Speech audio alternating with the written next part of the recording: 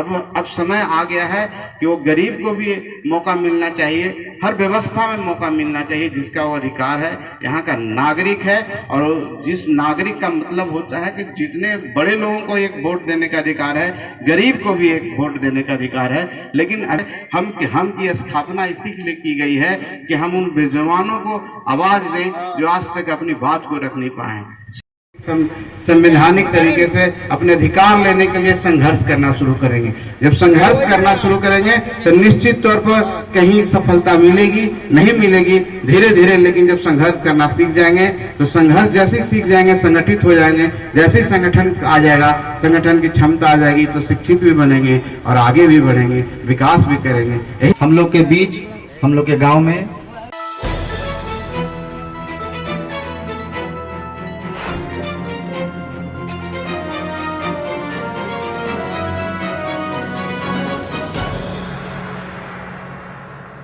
लघु जल संसाधन विभाग, SC/ST वेलफेयर डिपार्टमेंट गांव में मंत्री जी को बताना चाहेंगे तो घर भूया जाति के लोगों का है और हम बचपन से देखते आ रहे हैं कमोबेश यही स्थिति इन लोगों की अभी तक है।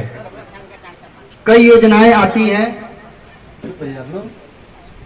बहुत सारी योजनाओं के बारे में हम लोग सुनते हैं, लेकिन धरातल पर आते आते कहीं न कहीं उसका बंदरबाट होता है। हम लोग सब चीज देखते आ रहे हैं। आप देख रहे हैं नया बिहार न्यूज में अमित विक्रम। के पास हम गए, आज बिहार सरकार के लघु जल संसाधन विकास मंत्री सह अनुसूचित जनजाति कल्याण 17 तारीख को आपके यहाँ मंत्री संतोष कुमार माझी जी मकेर के एक माझी समाज के गांव में पहुंचे हैं। आप देख रहे हैं लोगों की भीड़ है, लोग यहाँ उपस्थित हैं उनकी बात को सुनने के लिए। और इस समाज को भी कहना चाहेंगे कि आप अपना मालिक खुद बनिए। होता यह है कि ताकत आपके पास है, मालिक कोई दूसरा बन जाता है। इसलिए इन सब बातों में अब ध्यान देने की जरूरत है। और इस समाज का कुछ युवा पीढ़ी जो अभी सामने आया है, उनके अंदर चेतना आई है, तो उनको लीडरशिप की कमी है। लोकल लीडरशिप इस समाज के पास नहीं है जो अपनी बात अपने नेता तक पहुंचा सके। तो हम चाहेंगे कि लीडरशिप इनके समाज में, इस गांव से नौजवानों के अंदर आए, ताकि इनका विकास सही तरीके से हो पाए। जो योजनाएं इनके लिए बनाई जाती है सही रूप से धरातल पर उतर पाए। इन्हीं सब बातों के साथ अपनी बात समाप्त करते हैं और आदरणीय मंत्री महोदय से आग्रह करते हैं कि सीधे अपनी बात अपने लोगों के साथ करें। में जो सभा हो रही है, सर्वप्रथम ज्ञान प्रकाश जी को मैं धन्यवाद देता हूं कि आपने मुझे यहाँ आने का मौका दिया। और मैं अपने लोगों के बीच में, सभी के बीच में हमेशा जाने के लिए तत्पर रहता हूं। और उसी कड़ी में ये भी है, जैसा कि आप सबको पता है कि हम लोग हिंदुस्तानी आवाम मोर्चा सेकुलर का जो गठन हमारे राष्ट्र आदरणीय नेता श्री जीतन राम मांझी जी ने किया है, उसका पर्पस ये है कि हम उन गरीबों के लिए काम करें जो अभी भी उनके बहुत सारे चीज़ों से पिछड़ गए हैं, विकास से पिछड़े हुए हैं, शिक्षा में पिछड़े हुए हैं, और भी जो बुनियादी ढांचा होता है, सामाजिक ताना बाना है, आर्थिक रूप से सभी तौर पर पिछड़े हुए उन लोगों के लिए काम करना है। हमारी पार्टी कोई जात पात पर विश्वास नहीं रखती है। हमारी पार्टी गरीबों की पार्टी है और गरीबों के उत्थान के लिए हम लोग काम करते हैं। गरीबों को कैसे सशक्त करें, कैसे उनको आगे बढ़ाएं और कैसे राजनीतिक रूप से उनको मजबूत करें कि अपने हक और अधिकार की जानकारी उनको हो।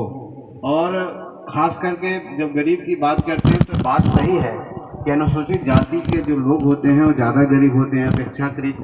और भी जो समाज के पिछड़े समाज के भाई लोग हैं, चाहे स्वर्ण जाति के भाई लोग हैं, उनसे होते हैं। और उसमें भी अनुसूचित जाति में भूया जाति और भूया मुसहर जो जाति है उसमें पिछड़ापन बहुत ज़्यादा है, गरीबी बहुत ज़्यादा है। तो हम लोग का प्रयास है कि कैसे इस समाज को हम लोग राजनीतिक रूप से इतना सशक्त कर दें कि अपनी बातों को खुद और अपने अधिकारों को खुद हासिल करें। इसी की एक मंच बना है, एक पार्टी बनी है जिसका नाम हम है, और हम सबको लेकर चलने में विश्वास रखती है।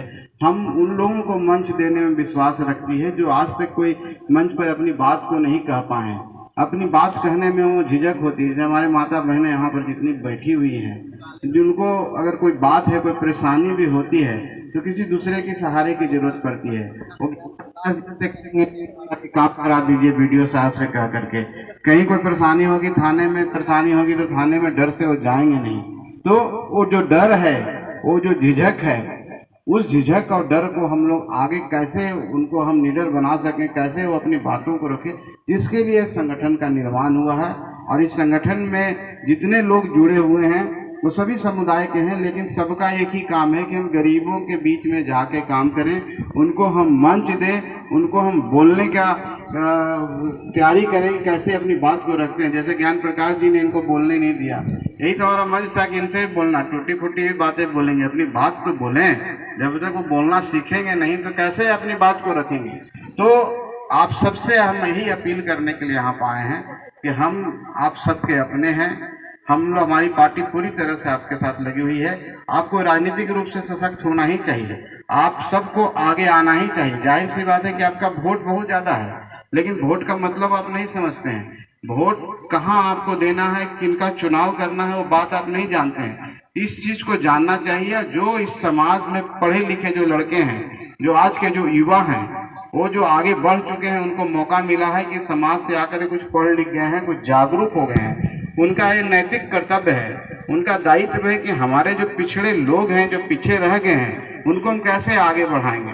अगर हम बाबा साहब को मानते हैं तो बाबा साहब ने भी यही कहा था कि जो भी व्यक्ति समाज से, गरीब समाज से, जो दलित समाज का है, जो आगे बढ़ चुका है, शिक्षित हो गया है, उसको ये देखना चाहिए कि हमारे जो पीछे लोग हैं उनको हम कैसे शिक्षित करें, कैसे उनको हम आगे बढ़ाने का काम करें, कैसे उनको हम सशक्त करें, कैसे हम उनको इतना ऊर्जावान कर दें, इतना कैपेसिटी उसमें बिल्डिंग कर दें, बिल्डअप कर दें कि वो अपनी बातों को रख सकते हैं। तो हम लोग को बाबा साहब की बातों को भी ध्यान रखना चाहिए, उनकी एक एक बात पर ध्यान रखना चाहिए और राजनीतिक रूप से हम लोग को सशक्त होना चाहिए। जब तक राजनीतिक रूप से आप सशक्त नहीं होंगे, जागरूक नहीं होंगे, तो आपका विकास नहीं होने जा रहा है। क्योंकि राजनीतिक ऐसी चाबी है जिसके इर्द गिर्द विकास घूमता है, उसके धुरी चलिए एक्सिस से मान लीजिए, उसके चारों तरफ विकास घूमता है। और उस सत्ता को आपको, अगर सत्ता प्राप्त करना है, आपको कुछ करना है, तो राजनीतिक में सशक्तिकरण आपको बहुत जरूरी है। और उसके लिए आपको जागरूक होना होगा।